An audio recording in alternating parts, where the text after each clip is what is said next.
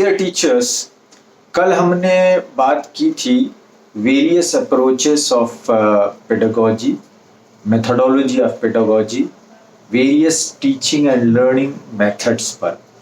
Mainly 3 methods पर हमने बात की थी। एक जो अप्रोच है पूरा सा, उसको हमने छोड़ दिया था और वो है holistic approach of education.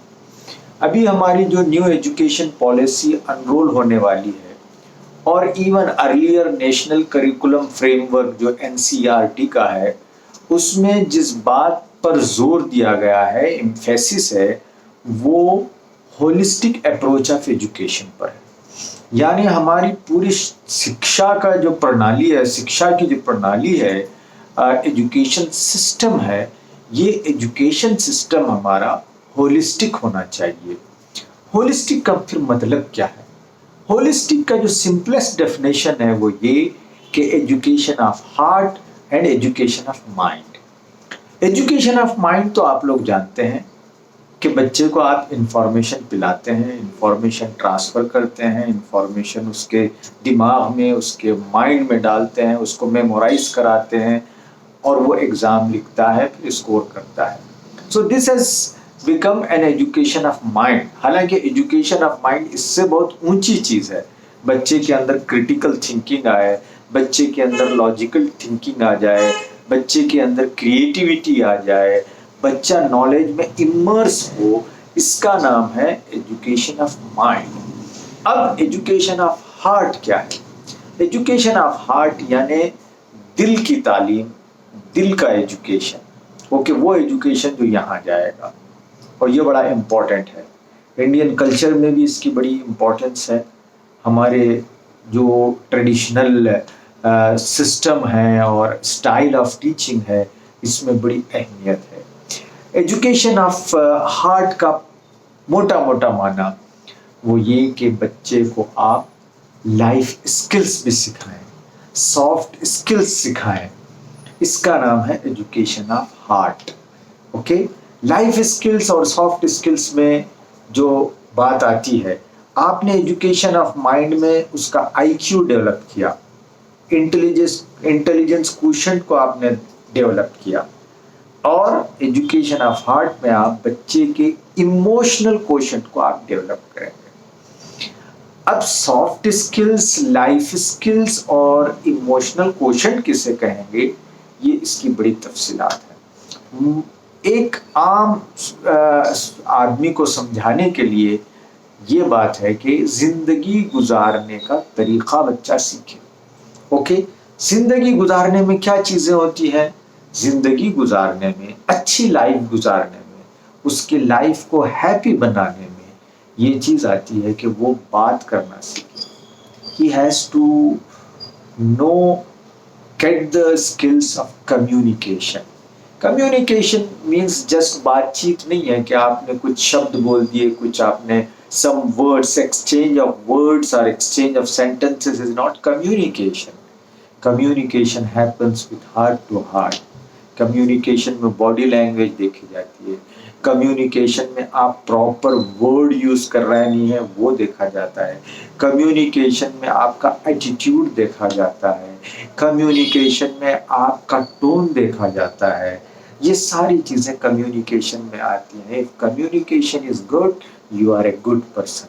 So we need to teach our children communication skills.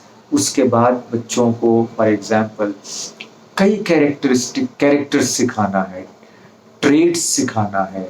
For example, children they must have the skill and quality of empathy. Empathy का मतलब क्या? बच्चा दूसरे के दुख दर्द को समझे, दूसरे के पैर शूज में अपना पैर रख कर देखे। आज जमाना ऐसा हो गया कि हम सिर्फ अपनी सोचते हैं, मैं अच्छा, मेरा परिवार अच्छा, मेरा घर अच्छा। ये नहीं है लाइफ, ये नहीं है लाइफ। ये है कि आप दूसरों के बारे में सोचें। जब आप दूसरों के बारे में सोचेंगे तो आपकी लाइफ भी इम्प्रूव होगी। तो बच्चों को एम्पैथी सिखाना है, बच्चों को कम्युनिकेशन स्किल सिखाना है, बच्चों को आर्ट ऑफ टीम वर्क सिखाना है। बच्चा एक टीम में कैसे काम करे, बच्चा ایک بڑے کارپوریٹ میں جب جاتا ہے تو وہ دوسروں کے ساتھ کیسا رہے، اوکے، جس کو ہم گروپ ڈائنامکس کہتے ہیں آگے چل کر، وہ کیسا رہے. تو ایسے بے شمار کوالٹیز ہیں، ٹریٹس ہیں جو ہم بچوں کو سکھانا ہے. جب بچہ چھوٹی عمر کا ہوتا ہے تو آپ چھوٹی چیزیں سکھائیں گے. فار ایگزامپل بچوں کو آج یہ بھی سکھانا ہے کہ وہ موبائل کیسے استعمال کرے، انٹرنیٹ کیسے استعمال کرے. اگر آپ کی امی ٹیلی فون پر بات کر رہی موبائل پر تو آپ کیسا تھوڑی دیر ویٹ کریں. تو یہ جتنے کوالٹیز ہیں، یہ جتنے لائف اسکلس ہیں، یہ آج سکھانا ہمارے دیش میں، ہمارے سماج میں بے انتہا ضروری ہو گیا. کیونکہ ہم دیکھ رہے ہیں ایک طرف نفرتیں بڑھ رہی ہیں، لوگ ایک دوسرے کو پہچان نہیں رہے ہیں. ہمارے پاس ایک بہت بڑے سوامی جی ہیں لنگایت دھرم کے، انہوں نے ایک بات بڑی اچھی کہی تھی، میں آپ کے ساتھ شیئر کرنا چاہتا ہوں. انہوں نے کہا کہ آج کا انسان چاند پر چلا گیا، وہ بڑا سفر کرا، بہت اوپر چلا گیا. ظاہری بات ہے چاند سے اوپر تو ابھی انسان کوئی جا نہیں سکا ہے. تو انہوں نے کہا کہ چاند پر تو ہم چلے گئے لیکن اپنے پڑوس کے گھر نہیں جا سکے. کیا اس کا مطلب؟ اس کا مطلب یہ کہ میں چاند پر کیا ہے یہ جاننے کی تو کوشش کیا، لیکن پڑوس کیا ہے، اس کا فیتھ کیا ہے، وہ کیا سوچتا ہے، وہ کیسے ہے، یہ میں جان نہیں سکا. تو یہ چیزیں آتی ہیں ایجوکیشن آف ہارٹ میں. آج ہم کو بردرہڈ سکھانا ہے، آج ہم کو سماج میں ایک دوسرے کے ساتھ خوشیاں بانٹنے کا طریقہ سکھانا ہے. آج ہم کو ٹالرنس سکھانا ہے. آج ہم کو بچوں کو ایکسٹریمسٹ تھاٹ سے روکنا ہے.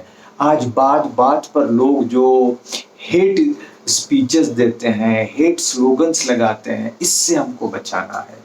جب اس سے ہم بچائیں گے تو ایک اچھا ہم سماج کا نرمان کر سکتے ہیں. We can have a beautiful society. So this is the objective of our education. یہی آبجیکٹو ہم نے ہماری نیو ایجوکیشن پالیسی میں رکھا ہے. اب یہ کون سکھائے صاحب؟ یہ آپ ٹیچر سکھائیں گے، اور اسی کا نام ہے ہولسٹک اپروچ آف ایجوکیشن. اس پر ہم آگے بہت تفصیل سے بات کریں گے کہ آپ ٹیچرز کیسے بچوں کے اندر ویلیوز کو لائیں. اوکے، ایک ہوتا ہے ویلیوز اور دوسری ہوتی ہے موریلٹی. میں اس پر تفصیل سے بات کروں گا کہ ویلیوز، ایتھکس کیا ہوتے ہیں اور ویلیوز کیا ہوتے ہیں. ٹھیک ہے. تو اب ہم اس کے بعد جو بھی آپ کو اسائنمنٹ دیں گے وہ تھوڑا سا میں نے اس کو کم کر دیا ہے، اس لیے کہ ہماری بہت ساری ٹیچر بہنوں نے کہا کہ سر ہم پر تھوڑا پریشر پڑ رہا ہے، زیادہ ٹائم لگ رہا ہے، سمے کافی لگ رہا ہے، تو ذرا سا اس کو کم کر دیں. تو میں ذرا سا کم کر رہا ہوں اور ہم آہستہ آہستہ آگے بڑھیں گے. ہو سکتا ہے 15 دن کے اس شارٹ ٹرم کورس کو ہم 20 دنوں تک لے جائیں گے، لیکن انشاءاللہ اس سے آپ کو بہت فائدہ ہوگا. So please continue with us, and today we will learn what is holistic approach of education. Okay, this definition is very essential, very important. I repeat, the definition of holistic approach of education is education of heart and mind. And this holistic approach should be integrated one. We can't practice like we can have a subject for the values once in a week, and by this way we can imbibe and inculcate values among children. No, even the policymakers, even the educationists, they say we should integrate values, we should teach values along with our main subjects. For example, if you are teaching science, then integrate values with the science. How these values shall be integrated, that we will discuss in our next future lectures. Okay, we need to integrate values with mathematics, we need to integrate values with English language, we need to integrate values with social sciences. So it's a wonderful concept, and if you implement values, then you are the real teacher, you are the real mentor. You are not teachers, you are mentors. Mentors means you are upbringing children. Today, I listened to a lot of assignments completed by the group members, teachers. The assignment was describe qualities of a best teacher, and the description given by many teachers is wonderful. Okay, they aspire to become a very good teacher. So if a teacher integrate values with main subject, then she is the wonderful teacher. She will be remembered and she will be rewarded. Thank you so much.